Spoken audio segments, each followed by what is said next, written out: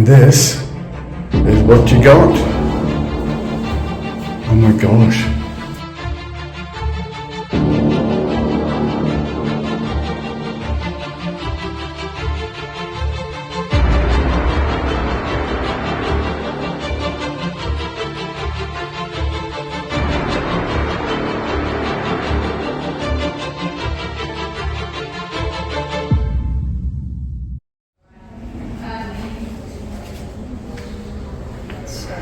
You are in old Melbourne Jail, Ned Kelly's last abode, and clearly not a very nice place to spend much time in.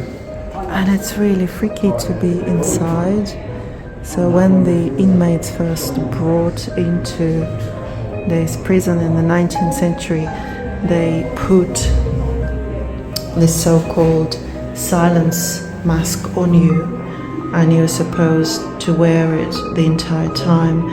And apparently the aim of the silent mask was to break the inmate spirit and sort of reform their character, as they say. Apparently at the end of the 19th century they were abandoned because they were not working well in terms of breaking the character, etc. And this is what you got. Oh my gosh. It's like 6 by 12 or something. It's just literally nothing in there. Oh boy. Obviously I thought there would be a bed, but there is actually no bed. This is just a mattress. That's how they slept. Wow. And I believe there was no light either. I mean, you can see electricity here right now, but light coming through the window, and that's yeah, it. so, and no light at night. And then yeah, so just a little sort of table and a toilet and a little window. That's all you get.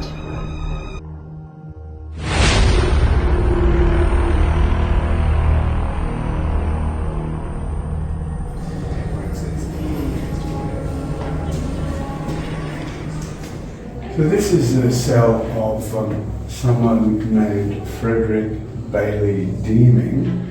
Frederick Bailey Deeming was an English-born Australian murderer, a swindler, a bigamist, who slashed the throats of two of his wives, Mary James and Emily Mather, and savagely ended the lives of 4 of his children. He was a hard-faced, handsome man with fair hair, ginger moustache and dark blue eyes. He could pass himself off as a gentleman of aristocratic birth, and women quickly succumbed to his charm. A brick cottage where he murdered his second wife, Emily Mather, by cutting her throat, still stands at 57 Andrew Street, Windsor in Melbourne.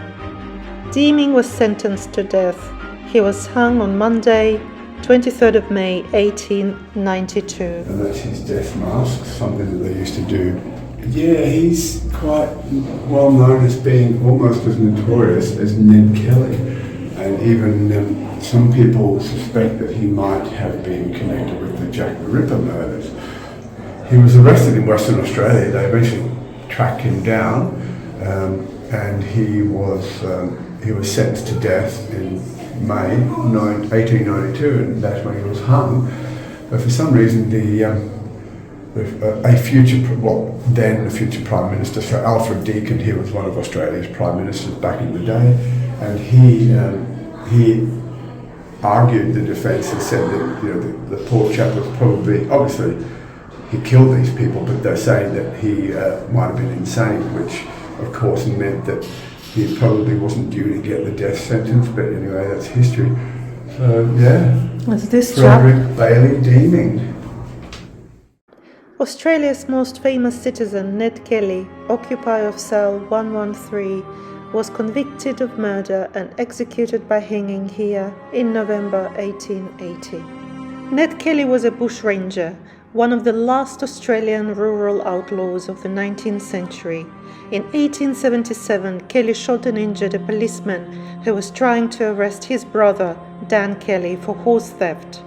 The brothers fled to the bush, where they formed the Kelly Gang.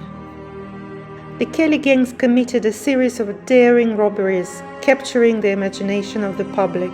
Some viewed Ned Kelly as Robin Hood, fighting against large landowners in an economically depressed period. In June 1880, after several police shootings and robberies, Kelly was wounded and captured. His fellow gang members were killed. Later that year, he was taken to Melbourne Jail, where he was hung. His last words, just before the execution, were, "Such is life." Kelly continues to cause division in his homeland. Some celebrate him as Australia's equivalent of Robin Hood, while others regard him as a murderous villain.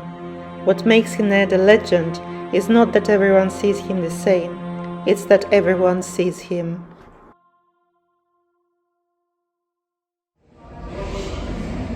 And this is, I guess, what's left over of Ned Kelly's homemade suit of armour, which proved to be super effective. I mean, such a clever thing for him to come up with. But from all accounts, he wasn't a stupid man. Just didn't like being told what to do, and fought back against the establishment. So we're now up on the third floor of the jail.